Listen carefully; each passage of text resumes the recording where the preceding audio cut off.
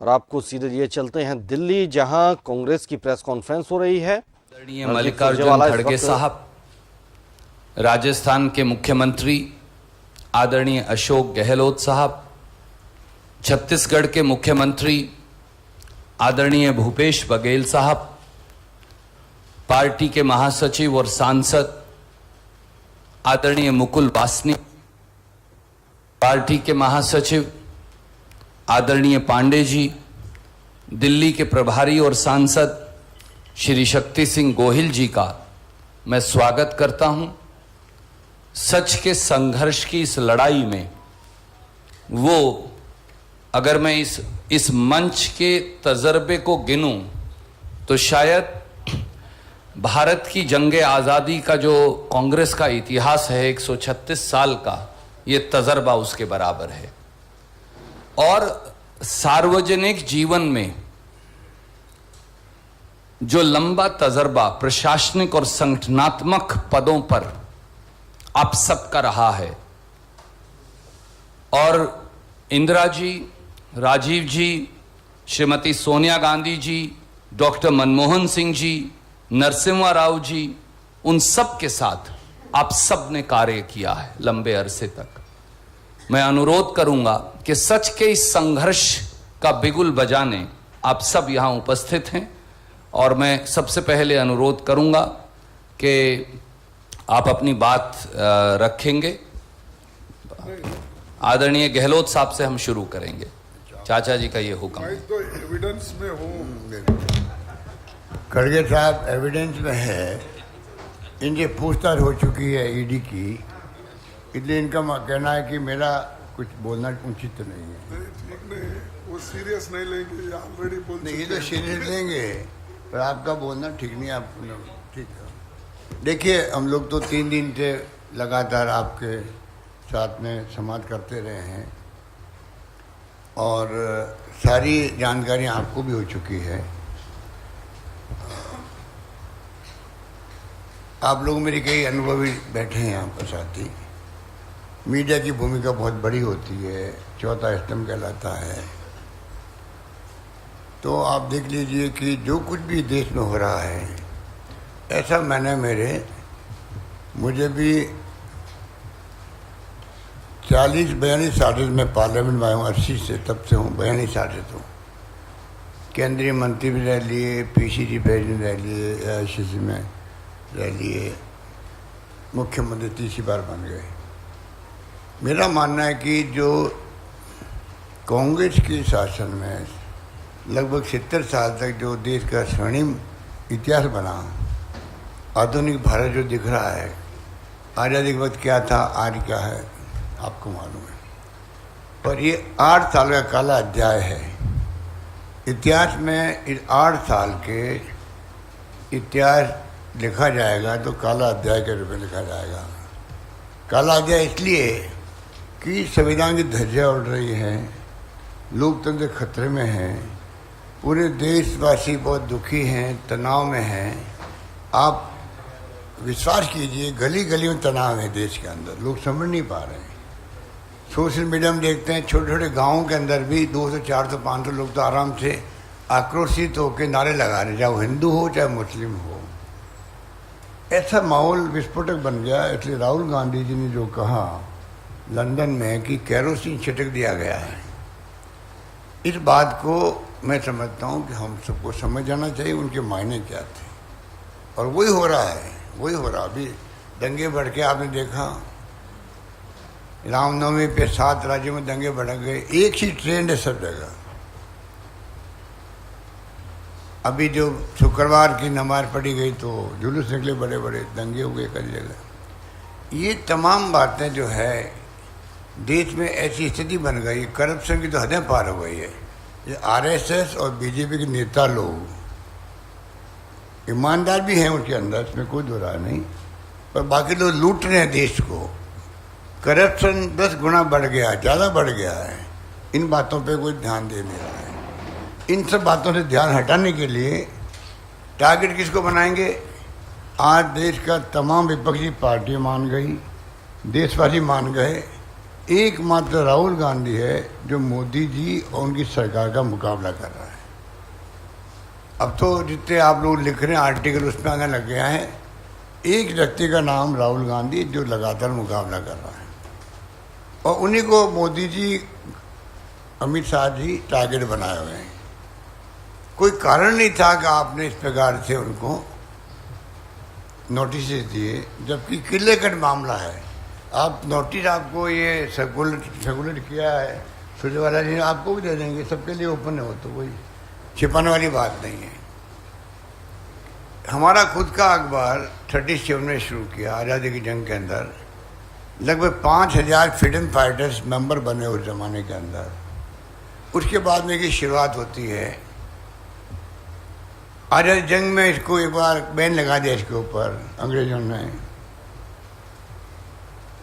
उसके बाद में लगातार कमज़ोर होता गया और जो मीडिया के अखबार कमज़ोर हो जाते हैं। आज देखिए कितने लोगों की तनख्वाहें कम कर दी है, छटनी कर दी है प्रिंट मीडिया ने भी और आपके विजुअल मीडिया ने भी। सबको मालूम है कि देश में क्या स्थिति है मीडिया की भी। ये अखबार को हम लोगों ने मांग करी सोनिया जी से, सालों से मांग करता आ रहे, भाई रिवाइव होना चाहिए वापस हमारा नेशनल हेराल्ड। उसका अपने ऐतिहासिक बैकग्राउंड है, आज़ादी जंग का भी और बाद का भी। उसको लेके हम लोग मांग करते रहे कि रिवाइव होना चाहिए और 100 किस्तों में 90 करोड़ रुपये दिए गए, 100 किस्तों में। 2002 से मेरे ख्याल 2012 तक ऐसा कुछ है। अब बताइए 100 किस्तों में कभी 2 करोड़, कभी 10 करोड़, कभी 15 करोड़ दिए होंगे कि भाई ये अखबार रिवाइव होना चाहिए। और मुझे मालूम है कि मिस्टर भार्गव थे जयपुर के अंदर, 15 साल से तनख्वाह नहीं मिल रही थी उनको, 15 साल से, तब भी वो जुड़े हुए रहे वहाँ पर। अखबार पूरी तरह चल नहीं पा रहा था। अगर हम अपने अखबार को, और जो कॉन्स्टिट्यूशन में लिखा हुआ है कि अगर कांग्रेस की पॉलिसी प्रोग्राम को कोई आगे बढ़ाएगा तो उसको कांग्रेस या कोई पॉलिटिकल पार्टी इमदाद कर सकती है। हो सकता है कि 5 जननी और जो अखबार निकलते हैं बीजेपी के, इनको भी सपोर्ट करा होगा बीजेपी, हमें नहीं मालूम है, तो कर सकते हैं। इस रूप में ये अखबार को वापस रिवाइव करने का एक अटेम्प्ट किया गया। नॉन प्रॉफिटेबल कमेटी बनाई गई जिसमें 1 रुपया भी, जो डायरेक्टर है उसके अंदर, जिसमें सोनिया जी भी आती है, राहुल जी भी आते हैं, 1 रुपया भी लाभांश का ले नहीं सकते। वो कानून ही ऐसा है, लिक्विडेट भी हो जाती अगर मान लीजिए यंग इंडिया, तब भी प्रॉपर्टी एजीएल के नाम से है। 1 रुपया ले नहीं सकते, लाभांश ले नहीं सकते, वो कंपनी है। तो मनी लॉन्ड्रिंग कहाँ से आ गई? तो ये हालात अभी आपको सब मेरे साथी बताएंगे। मैं खाली आपको कहना चाहूँगा जो सिनेरियो बदला देश के अंदर वो बहुत दुर्भाग्यपूर्ण है। काले अध्याय में लिखा जाएगा देश के ये। आज मुझे बताइए, हम एआईसी में बैठे हुए हैं, पता नहीं आपको इजीली आने दिया गया होगा पुलिस वालों ने, क्योंकि आपके पास कार्ड होगा मीडिया का, वरना हमारा एआईसी का महामंत्री नहीं घुस सकता यहाँ पर, अधिकारी पदाधिकारी नहीं आ सकते। हिंदुस्तान के इतिहास में कभी किसी पॉलिटिकल पार्टी के हेडक्वार्टर पे जाने से रोका गया है क्या? हम अपने ऑफिस में नहीं आ सकते। ये पहली बार देख रहे हैं। तो दिल्ली में कोई आ रहे हैं बाहर से तो रास्ते में अरेस्ट कर रहे हैं। पूरा कल जाम लगा रखा था, खुद नहीं, बदनाम कांग्रेस हो गई, राहुल गांधी जी के समर्थन में एटलीस्ट जाम लग गया। ये जो हालात बने, इससे मैं निवेदन करना चाहूँगा कि हमें सोचना पड़ेगा कि देश की दिशा में जा रहा। मैंने टाइम मांगा ईडी के डायरेक्टर से, सीबीआई के डायरेक्टर से, और तो और सीबीडीटी चेयरमैन से, इनकम टैक्स के, कि तीनों प्रीमियर एजेंसी हमारी, हमें गर्व है तीनों एजेंसियों पर। उनके जो स्थिति बनी देश के अंदर, क्रेडिबिलिटी कम हुई है। लोग क्या सोचते हैं? एक नागरिक के नाते, एक मुख्यमंत्री के नाते मैंने कहा मैं आपसे आगे मिलना चाहता हूँ, मैं बताऊंगा मेरी भावना क्या, देशवासी क्या सोचते मेरे हिसाब से। सुनने में क्या दिक्कत थी? पुलिस कमीशन से टाइम मांग रहे हैं यहाँ पर, भाई आप एआईसीसी में आने से क्यों रोक रहे हो? पुलिस कमीशन टाइम नहीं दे रहा है। मुझे आश्चर्य हो रहा है। कांग्रेस शासन के अंदर हमेशा जब कभी बीजेपी वाले, कोई पार्टी वाले टाइम मांगते थे, बिना कांग्रेस को पूछे हुए टाइम मिलता था। कलेक्टर हो, एसपी हो, डीजी हो या कोई भी हो, क्योंकि फैसला करना उसके हाथ में है। खाली सुनना ही तो है आपको खाली सुनना है। आप उसके बाद में अपनी बात पे अड़ंग रहो, कौन आपको रोक सकता है। आप सुनने के लिए तैयार नहीं हो, टाइम नहीं दे रहे हो आप लोग। ये कहाँ की प्रक्रिया भाई है? क्या हो रहा है देश के अंदर? इसलिए कहने को हजार बातें हैं। खाली मैं इतना कहना चाहूँगा कि ईडी के जो नोटिस दिए गए हैं, ये तंग करने के लिए दिए गए, टारगेट करके दिए जा रहे हैं। और देशवासी देख रहा है, समझ रहा है, सुन रहा है। इंदिरा जी को भी जेल में डाल दिया था इन्हीं लोगों ने। आज जो सत्ता में है ये भागीदार थे उस वक्त में जनता पार्टी के शासन के अंदर। नहीं भूलना चाहिए कि मुरारी भाई देसाई बन गए थे प्राइम मिनिस्टर। इनके दबाव में मुरारी भाई देसाई को, गृह मंत्री को फैसला करना पड़ा। इंदिरा गांधी जी को निकाल दिया, पार्लियामेंट जीती हुई थी बाई इलेक्शन, जेल भेज दिया उनको। पूरे देश के अंदर जेल भरो अभियान हुए थे उस वक्त में, हम लोग सब जेल गए थे। तो मैं निवेदन करना चाहूँगा, ये जो हरकतें कर रहे हैं ये लोग, इनके भारी पड़ेगी। जनता सब समझ चुकी है इनकी अप्रोच को। और आप देखेंगे कि ये तरीके जो है ये डेमोक्रेसी को ख़त्म कर रहे हैं। आज बुलडोजर चल रहा है एक के यहाँ पर, कहीं वो बुलडोजर और किसी का घर चल सकता है। ये कोई कानून है क्या? राज कानून का रहेगा, हम सब सुरक्षित रहेंगे। अगर कानून का राज ही खत्म हो जाएगा तो कोई सुरक्षित नहीं है। किसके यहाँ पर क्या हो जाए कोई नहीं कह सकता है। कानून है, संविधान है, उसे देश चलता है। इसलिए मेरा निवेदन यही है कि आज हम लोग जो बैठे हैं, आपको ये सभी मेरे साथी अपनी बात कहेंगे। आपको मैं निवेदन करना चाहूँगा, कल मैंने कहा एक बात कह कि मैं अपनी बात समाप्त करता हूँ प्रधानमंत्री जी के लिए। प्रधानमंत्री जी, विपक्षी पार्टियाँ मांग करती है आपको देश को संबोधित करना चाहिए कि देश में शांति, भाईचारा, सद्भाव रहे और मैं किसी कीमत पर हिंसा को बर्दाश्त नहीं करूँगा। 13 पार्टियों ने उनसे मांग करी। परसों और कल मैंने कहा कि मैं आपसे हाथ जोड़ के प्रार्थना कर रहा हूँ, मांग के अलावा, कि गली गली में जो तनाव हो गया है, गांव गांव में तनाव हो गया, वो आपको हमको नहीं मालूम है बैठे रहे कब आग लग जाए, कब कितना दुखी है। रात को सोते वक्त में चाहे हिंदू है चाहे मुसलमान है, देखते पता नहीं कल क्या होगा मेरे साथ में। अगर इतना भय है तो डेमोक्रेसी में भय होना लाजमी है क्या? तो मैं कहा आपको संबोधित करना है देशवासियों को कि मैं हिंसा को बर्दाश्त नहीं करूँगा। उस पर उनको संकोच क्यों हो रहा है? उनको, अमित शाह जी को, ये समझ के परे है। देश किस दिशा में जा रहा है किसी को नहीं मालूम, किस दिशा में जाएगा कोई नहीं कह सकता है। आरएसएस और बीजेपी जिस रूप में इनकी अप्रोच है बहुत खतरनाक है, यही मैं कहना चाहता हूँ। बहुत बहुत शुक्रिया गहलोत साहब। मैं अनुरोध करूंगा आदरणीय बघेल साहब से, सर ये थोड़ा उधर पास, कि वो अपनी बात रखेंगे, फिर मुकुल जी अपनी बात रखेंगे और फिर हम आपके सवाल लेंगे। आदरणीय पत्रकार साथियों और डायस में बैठे सभी हमारे नेतागण, आदरणीय गहलोत जी ने विस्तार से आप सबसे चर्चा की। पूरे देश में जो हालात हैं वो सबके सामने हैं। 3 दिन से हम लोग दिल्ली में हैं और पहले दिन 200 लोगों को अनुमति दी गई। कल कुछ नेताओं को ही अनुमति दी गई और आज तो हद हो गई कि हम अपने स्टाफ को भी नहीं ला सकते। ये आईसीसी में स्टाफ अंदर नहीं आ पा रहा है, ऑफिस बेयरर यहाँ ऑफिस नहीं आ पा रहे हैं। हम लोगों से कहा गया केवल 2 मुख्यमंत्री ही यहाँ आ पाएंगे और किसी को अनुमति नहीं है। तो किस प्रकार से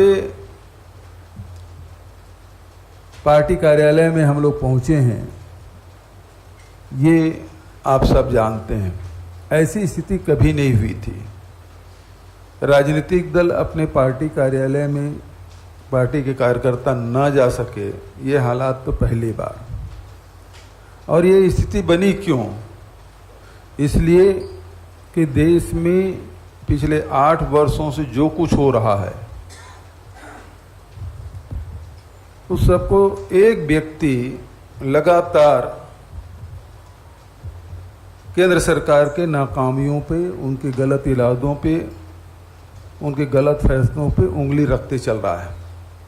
वो राहुल गांधी जी, चाहे भूमि अधिग्रहण बिल की वापसी का मामला हो, चाहे नोटबंदी का हो, जीएसटी का हो, चाहे वो लॉकडाउन लगाने की स्थिति हो, चाहे वैश्विक महामारी की तैयारी के संदर्भ में हो, चाहे देश में बढ़ रहे बेरोजगारी, महंगाई की बात हो, अन्नदाताओं को जो उनको मेहनत की कीमत नहीं मिल रहा हो, इन सब मामलों पे लगातार, चाहे देश की सीमा की सुरक्षा का मामला हो, यहाँ के भारत की भूमि को जिस प्रकार से कब्जा कर रहे हैं, उन सब मामलों पे लगातार राहुल जी आवाज़ बुलंद कर रहे हैं।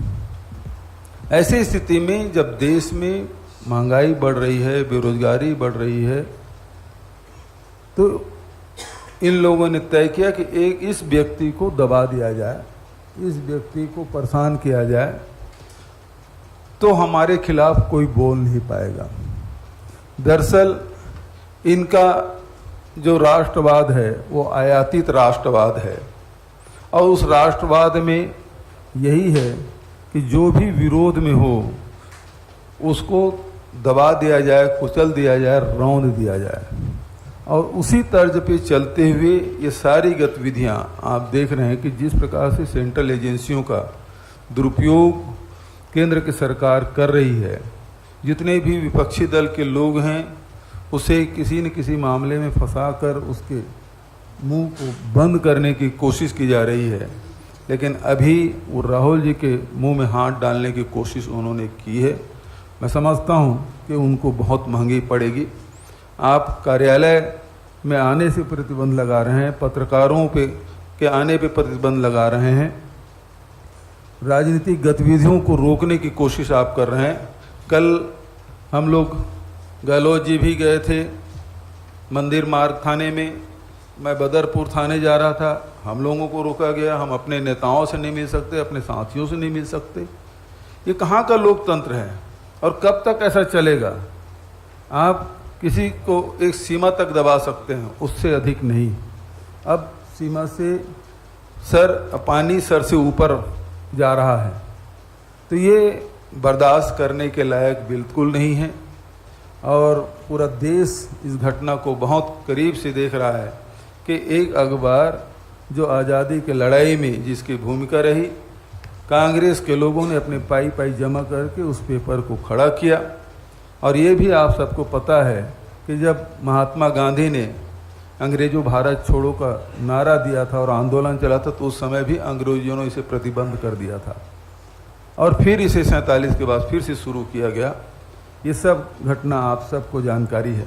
उस अखबार को बचाने के लिए एक ऐतिहासिक धरोहर है हमारी, और उसको बचाने के लिए कांग्रेस पार्टी के नेता के अध्यक्ष के नाते सोनिया जी, राहुल जी ने जो कदम उठाए हैं, उसको ये मनी लॉन्ड्रिंग के दायरे में लाने की नाकाम कोशिश कर रहे हैं।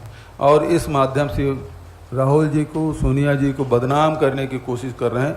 मैं समझता हूं कि ये लाख कोशिश कर लें, लेकिन उसमें सफलता नहीं मिलेगी। धन्यवाद। बहुत बहुत शुक्रिया। मैं अब अनुरोध करूंगा आदरणीय मुकुल वासनिक जी से कि वो अपनी बात रखेंगे। साथियों, पिछले कुछ दिनों का जो घटनाक्रम हम देख रहे हैं, एक तरीके से भारतीय जनता पार्टी के नेता और वर्तमान प्रधानमंत्री, जिन्होंने एक समय कहा था कि हम कांग्रेस मुक्त भारत बनाएंगे, आज उसी दिशा में कदम बढ़ाने की कोशिश पूरी ताकत के साथ करने का काम केंद्र की सरकार कर रही है। इस तरह से मैं कहूंगा तो वो अतिशयोक्ति नहीं होगी। 136 साल पुरानी पार्टी, जिसने गुलाम भारत को आजाद बनाने के लिए एक कर्णधार की भूमिका अदा करी, भारत के लोगों के साथ स्वाधीनता संग्राम में जिसने अपना बलिदान, त्याग, तपस्या के जरिए एक गुलाम भारत को आजाद करते हुए उसके निर्माण की जबरदस्त मजबूत ऐसी बुनियाद रखी सभी समाज को एक साथ लेकर इस मुल्क में किस तरह से लोकतंत्र रहेगा, किस तरह से समाजवाद रहेगा, किस तरह से भाईचारा रहेगा, किस तरह से धर्मनिरपेक्षता रहेगी, ऐसी जो बुनियाद भारतीय राष्ट्रीय कांग्रेस ने रखी, उसके विपरीत आज जो केंद्र में बैठे हैं वो काम करने की कोशिश कर रहे हैं। यहां पर अशोक जी ने, बघेल जी ने, रणदीप जी ने बताया, भारतीय राष्ट्रीय कांग्रेस का 24 अकबर रोड यह हमारा राष्ट्रीय मुख्यालय है। पुलिस ने इसे एक छावनी की तरह पूरी तरह से तब्दील कर दिया। यहां कोई आ नहीं सकता, यहां से कोई जा नहीं सकता। यह एक राजनैतिक पार्टी का कार्यालय है, राष्ट्रीय मुख्यालय है। क्या हमें पुलिस की इजाजत लगेगी? क्या हमें यहां केंद्र सरकार की इजाजत लगेगी? क्या हमें प्रधानमंत्री जी की इजाजत लगेगी? क्या हमारे राष्ट्रीय मुख्यालय में हम आ सकते या नहीं आ सकते, क्या आप हमें बताएंगे? ये दुर्भाग्य है कि लोकतंत्र में आज इस तरह की तानाशाही की प्रवृत्ति लेकर आज केंद्र सरकार काम करने की कोशिश कर रही। राहुल गांधी जी ने लगातार कहा, मैं हर सवाल का जवाब देने के लिए तैयार हूं। कोई सवाल ऐसा नहीं कि जिससे मैं मुखर कर दूंगा, मैं हर सवाल का जवाब दूंगा। 21 घंटों से भी अधिक का समय एनफोर्समेंट डायरेक्टरेट ने कल और परसों 2 दिन में लिया। कई सारे सवाल पूछ लिए होंगे, आज फिर पूछने के लिए बुलाया है। राहुल गांधी जी कोई सवाल का जवाब देने से नहीं डरेंगे। ये राहुल गांधी जी के ऊपर, ये सोनिया गांधी जी के ऊपर कार्रवाई चल रही है, ये ऐसा हम नहीं मानते। हम मानते हैं कि भारतीय राष्ट्रीय कांग्रेस को, जिसने स्वाधीनता आंदोलन में सबसे अहम भूमिका निभाई और जो राष्ट्रीय स्वयंसेवक संघ और भारतीय राष्ट्रीय भाजपा के मंसूबे के बीच एक बहुत बड़ी रुकावट है, ये उस राजनीतिक दल के ऊपर एक जबरदस्त प्रहार करने की कोशिश कर रहे हैं। कल मैं भूपेश बघेल जी के साथ बदरपुर पुलिस स्टेशन की ओर निकला हुआ था। इनके काफिले को दिल्ली पुलिस का एस्कॉर्ट लेकर आगे चल रही थी। वहां पर हमारे अधीर रंजन चौधरी, लोकसभा में कांग्रेस के नेता, हमारे एआईसीसी में महामंत्री संगठन के केसी वेणुगोपाल जी और तमाम हमारे दूसरे साथी वहां बदरपुर पुलिस स्टेशन में थे। कुछ हमारे साथियों की तबीयत वहां पर खराब हुई, इसकी जानकारी हमें मिली।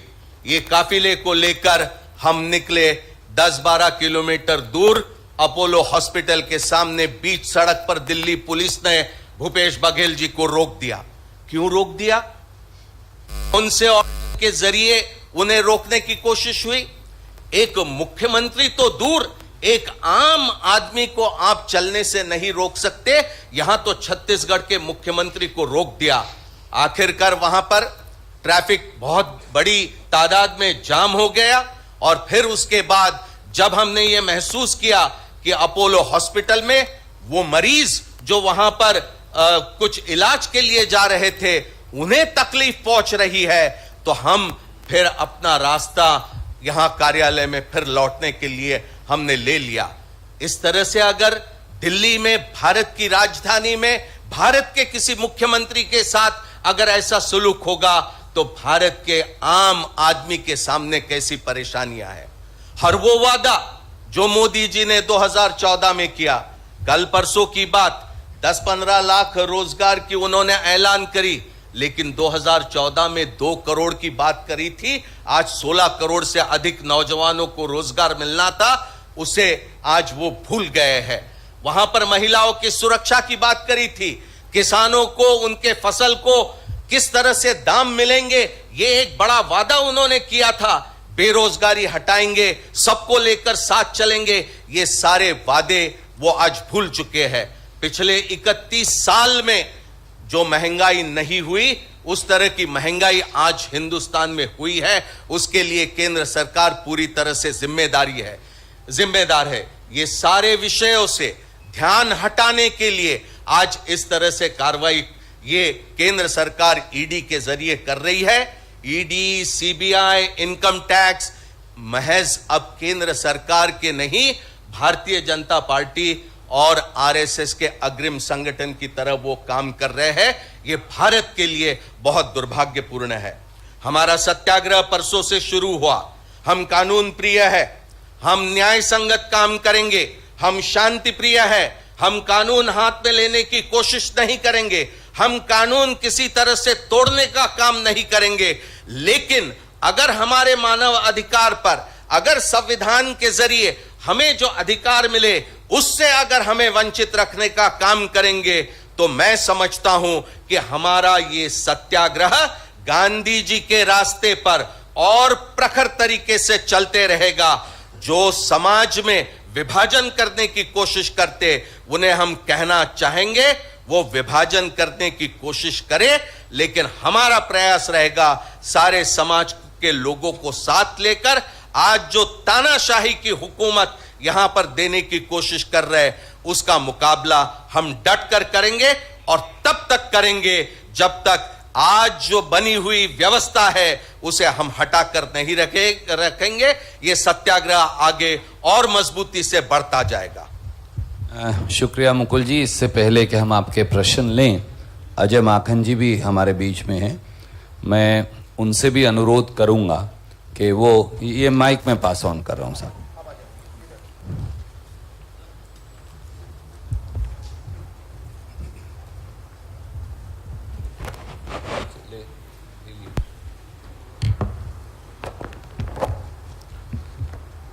बहुत ही विस्तार से हमारे वरिष्ठ नेताओं ने यहाँ पे सारी बात रखी है।